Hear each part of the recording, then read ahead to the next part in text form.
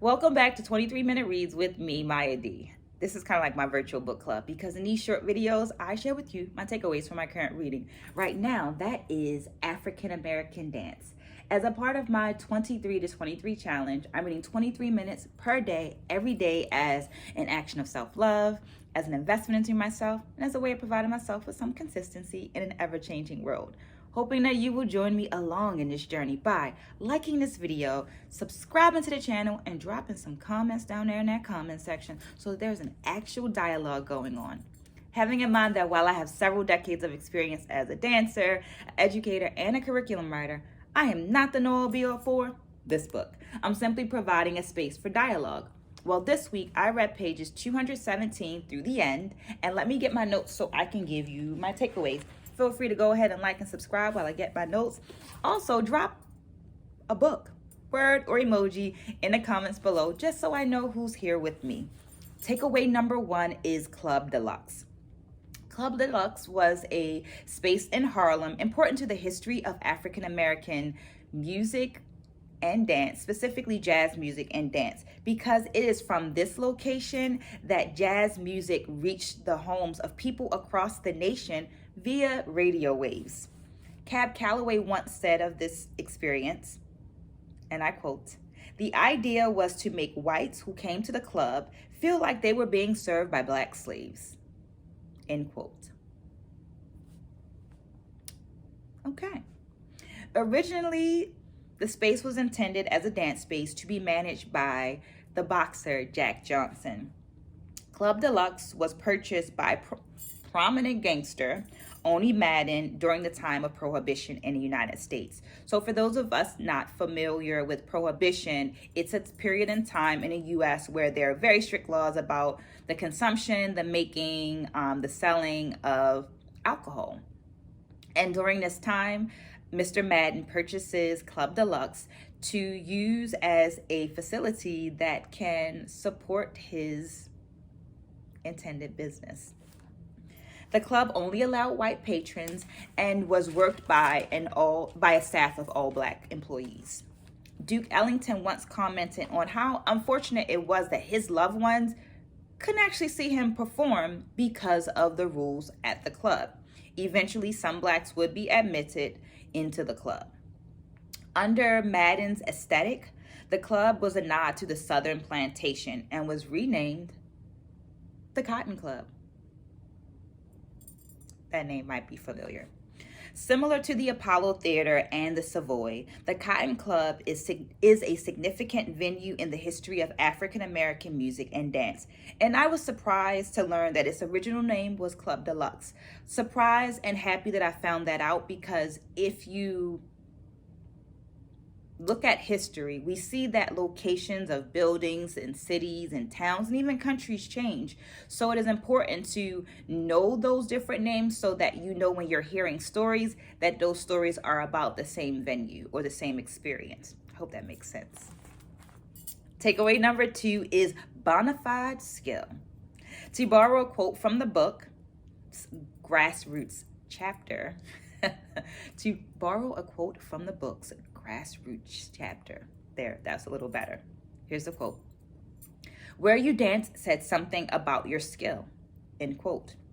I've experienced dancers who don't appreciate the lived experience and the wisdom acquired by other dancers whose wisdom and learned experience happened outside of the studio setting. And I've always been a little confused about that, in that when you do field research, field analysis, or immersion experiences, it's not uncommon for those experiences to happen outside of the studio. So yeah, but let's talk about it. Drop your thoughts in the comments below. The Learning at Home and Moving into the Streets section discusses the calculated process of study that often began in the home with informal intergenerational lessons coming from loved ones. So in your house, you might learn from your mother, your father, an auntie, an uncle, a cousin, or so forth, these foundational skills, these in dance and then take those skills out onto the streets. Rusty Frank describes dancing on the streets as integral to a dancer's learning experience, because dancers had to demonstrate bona fide skill to be successful on a street corner. Now, that is to say that the people in the neighborhood and on these corners understood the movement. They understood the technique required because it was familiar to them. So they wanted to see something that demonstrated that technique. Hope that makes sense. Similar to progressing through levels in a studio, dancers move from one street corner to the next. Of Philadelphia, LaVon Robinson commented that during the 1930s, you could see a different form of tap on different corners, on different street corners, and that competition was certainly present. A novice might begin at 25th and South before moving to 21st and 20th, where the dancers were more skilled, before ending up at around 1400. Try it again. At the 1400 block, still messed it up. The 1400 block, where the expert dancers were. The informal street corner system still included assessment, competition, and presentation, performance that allowed dancers the necessary recognition, visibility, and pay needed to progress from amateur dancer to professional dancer. Seems pretty systemized, calculated, structured, and pretty thorough to me. What do you say? Let me know in the comments below. Takeaway number 3 is Ernest Evans. As mentioned earlier in a video, dances were and are done in communities and a street corner for a period of time before they make it to the performance stage and or television. In the television dance for teens section of the grassroots chapter, I learned how much the movie Hairspray kind of was similar to real life. African American teenagers experienced a level of erasure via the televised show Bandstand. It has been documented that not only did African American teens find it difficult to get into the recording studio, even if they got into the recording studio, they might not have actually been recorded, and therefore their image, their person broadcasted into the homes of the nation. And this was a little icky in that one of the things you also see are the white dancers performing moves that are on screen that are very similar to the moves that the African American teens are performing in their basements and on those street corners. Notice the use of the term similar. The white teens are performing movements that are similar to what these African American teens are performing in their home settings. It wasn't uncommon for white teens to be encouraged by bandstand staff to claim that the movements that they were performing were their own inventions. Yeah. Both appropriation and approximation were present in the history of bandstand, as in the case of Ernest Evans, also known as Chubby Checker, a moniker developed by Dick Clark's wife. While the Baltimore version of the twist had already been done in the bandstand studio by both black and white teens, it had not been recorded. It had not been recorded because Dick Clark felt that it was inappropriate. The original twist song was recorded in 1958 by Hank Ballard and the Midnights.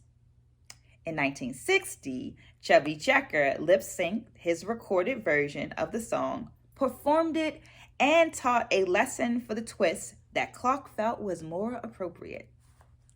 And I quote, "The one that Chubby Checker demonstrated on television had less hips and shoulder movement and came across as more wholesome." This section brought a level of clarity to me in relation to my personal life and my family history, because since I was a child, I have always absolutely loved the way that my grandmother does the twist. And I couldn't put my finger on it. Like I didn't have words to describe why it was different or what it was like, why it was different, why it looked and felt different to me than the versions that I saw on television and in the movies. But this section of the book gave me clarity. Now I know why.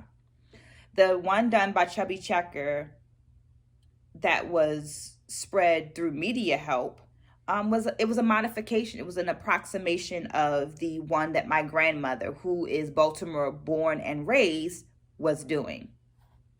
Now it all makes sense. This book has given me additional insight on the twist. It's given me additional insight on how the South Carolina plantation impacted jazz dance and so much more. But I would love to hear what you learned and also what you would like us to read next. Please join me in the reading of our next book, which is going to be Giving Life to Movement by Tamara LaDonna Williams. Oh, and also, before you go, make sure you like, make sure you comment, make sure you subscribe. But before you go, 2023 is already bringing about some changes. And one of those changes is that I have a new channel. It's called My ID Specialist. There's a link in the description below. And I want to start that new book, Giving Life to Movement, on that new channel. So I hope that you follow me over there and let's enjoy some really great books, some really great times, and sharing of information. Stay blessed, spread a good word, and I'll see you again soon.